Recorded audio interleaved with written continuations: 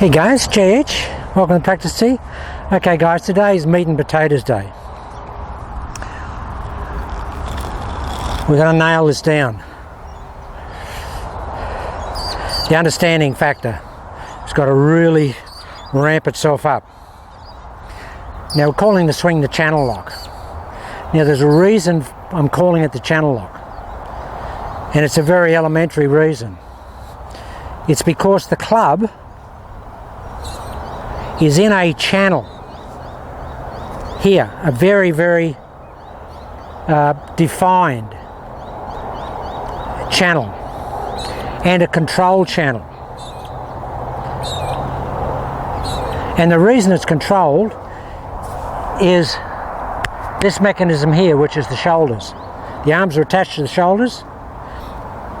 The hips, the feet have nothing to do with how the club moves.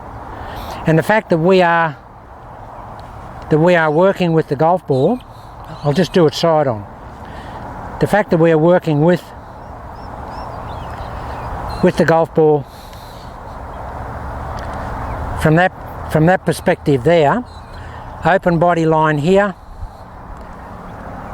back cocking of the shoulders, and guys, it's basically we're just swinging in front of our body like that,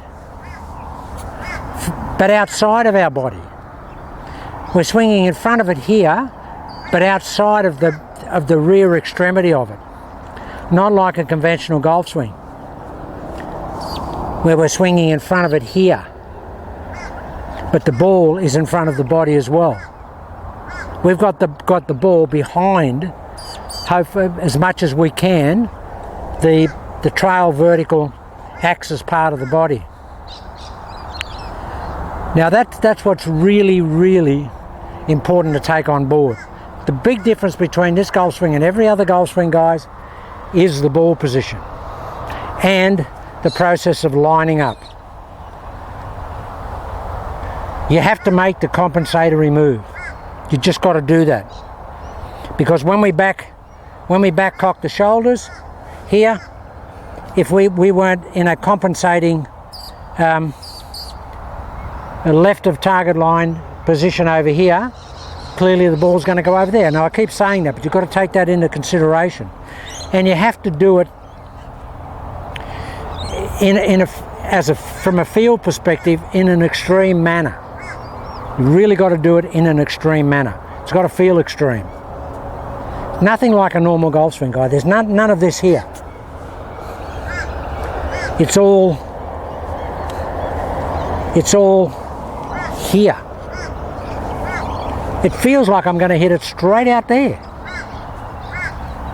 Straight out there. To get the feeling of the channel lock, just stand like this. Here, with the golf ball there. And turn around. And then just try and hit the ball straight there, on that foot line. Just like that. Just try and do that, because that's the feel you want in this golf swing. But with a full pivot, and the hips and the feet in an address position over here with our target there. But the basic feeling of the golf swing is this, that we're hitting behind us here. That's the feeling we want. We're hitting behind us here. We're not that far behind. We're only off this trail foot. But that's the feeling. We want to have that shutdown feeling all the time. Now the variations will be different for everybody. How much you align left, and how much you need to compensate, to how much compensatory alignment. I'm talking about right-handed golfers here, but the amount of compensatory degree differential that you'll have to apply is individual. I don't know what it can be. What you can do, how much you can turn, what your flexibility ratios are, all that type of thing. That's just trial and error, guys. But the basic premise of the golf swing is that we want a ball position that's here, that's in line. I keep saying that, but we've got to ram this home. It's like no other golf swing. Nobody has ever advocated or swung from a golf ball position back there. Nobody. Nobody. Trevino didn't. Jim Vanitas didn't. Hogan certainly didn't. They may have an intent, a feeling there, where they want to go there as a feeling, as an intent. You can have all the intent you want of going there, but it's not much point if the ball's here. You want to be able to go there with the ball there. Now it's about trust. We've got to talk about trust. And initially it doesn't matter where the ball goes when you're practicing to get the feel. Just trust it when you practice. If you don't build the trust here, guys, you can never take, there's no point taking on the golf course. This is where it's built. This is where the trust factor is built. And this is where you learn it.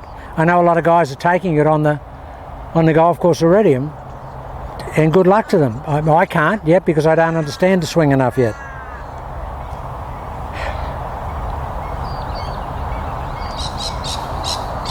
And the amount that you set the club face open or close at address is purely dependent and resultant to where the ball starts when you set up in this position. For example, if I set up here and I want to go across that bush there, if I set it up here, then I turn my 45 degrees, I get here, then I back cock the shoulders here, and then I fire the club and it goes 10 yards right, straight right. Well, clearly I've got the club face open too much. So I'll just shut the club face down a little bit. They're the things you've got to work with, guys. And really, I mean, if you start pulling the ball left, then you've got no control over the shoulder girdle. Your shoulder girdle is opening. You can't pull the ball left if the shoulder girdle is shut down. If the shoulder girdle is facing this way, guys, the ball's got to start that way. You can't start that way because that's the channel lock. That is the channel lock in operation.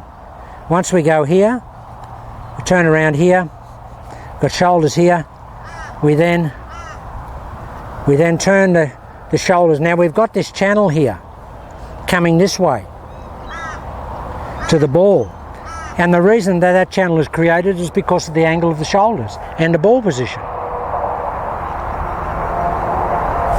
The shoulders have to maintain that structure, that positioning, in order for that channel to come into operation and be utilised. You can't have a channel that is nice and straight and consistent if this shoulder girdle is not consistently placed. You just can't do that.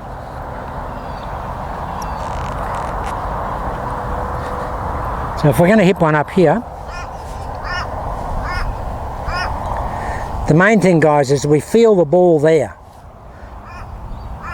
I don't think about this side of the body or that side of the swing at all.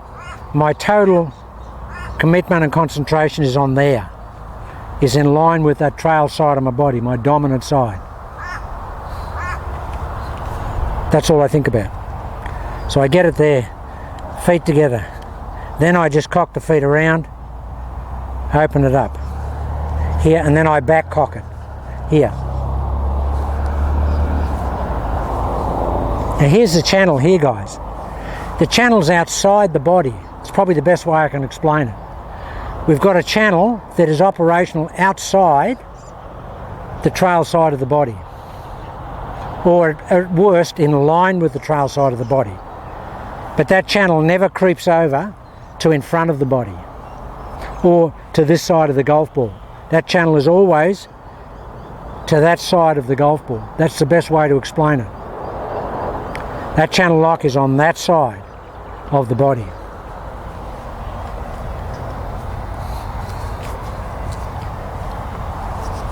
And the procedure for setting up, guys, I do it basically all off the trail side here, there. Then just turn around a little bit.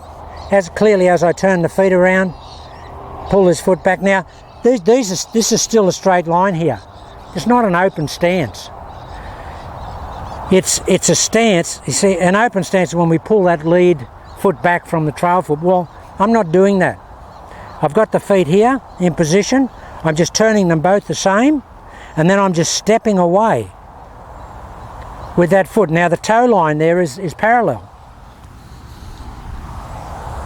It's a parallel toe line. So all I'm doing, guys, is I'm aligning 45 degrees parallel or straight to the left of the target for a right-handed golfer. That's all it is, guys. That's all it is. And when I'm in that position there, this is what you've got to do. Maybe you've got to do it 100 times to get the feel. Come in here, put that there, put the feet there, cock the feet, step away, and then back cock it. Now, for some of you, you'll feel like you're too far away from the ball. You'll feel that. So work that out, get closer to it.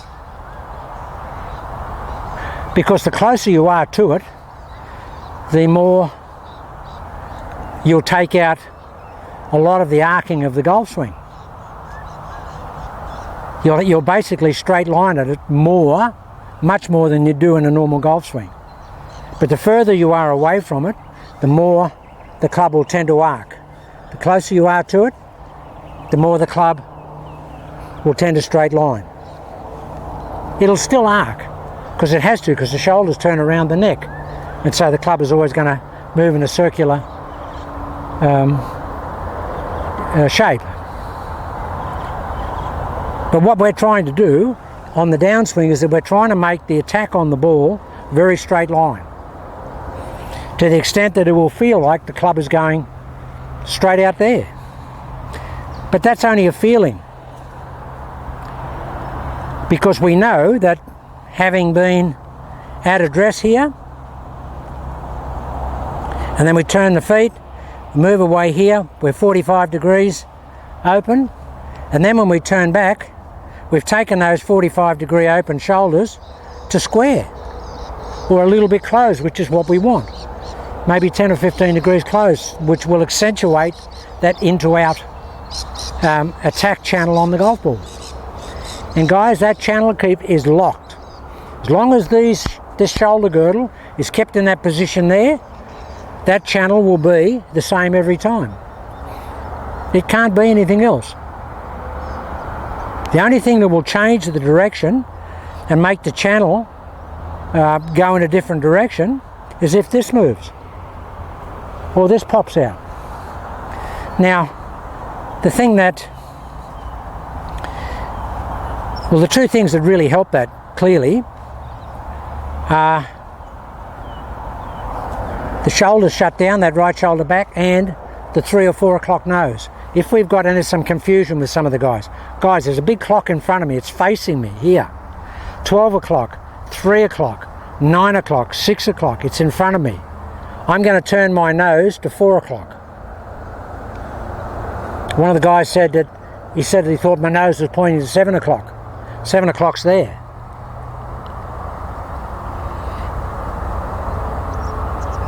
So it's a 4 o'clock nose with the clock in front of us here. 5 o'clock nose if you can accentuate it. Just do that. Okay guys, that's really the meat and potatoes explanation. But I've got to keep hammering this, ramming this, jamming this, because nothing will work in this golf swing if we depart from that. From the ball there, that's a minimum. That's optimum, that's a minimum. That's a, if we can get the ball back there, I mean that's really good. Now where the feet are will depend on the person's flexibility in their hip extensors. I can keep my foot facing that way a little bit, and then I can still turn because I've got pretty good flexibility in my in my knees. But if you can't, just turn your foot that way. Doesn't matter. Doesn't matter. Because turning the foot that way is not going to change the orientation of the hips here, as long as this foot's in the same place. If you move that out, it would change the orientation. But we're not doing that, we're just moving the toes, or the toe of that foot. So basically that is the meat and potatoes of this golf swing, guys. And I've got to hammer it and hammer it and hammer it. And I will get more specific and more defined and clearer in the explanation of it going forward. Alright, I'll just check that battery on that camera there, guys, and I'll come back and I'll just hit a few shots that way and a couple down here, because the sun's here and we should be able to see a bit of ball flight. And the good thing is you'll be able to see with this good light here the variance of differential in the body setup. So I'll just check that battery and I'll come back.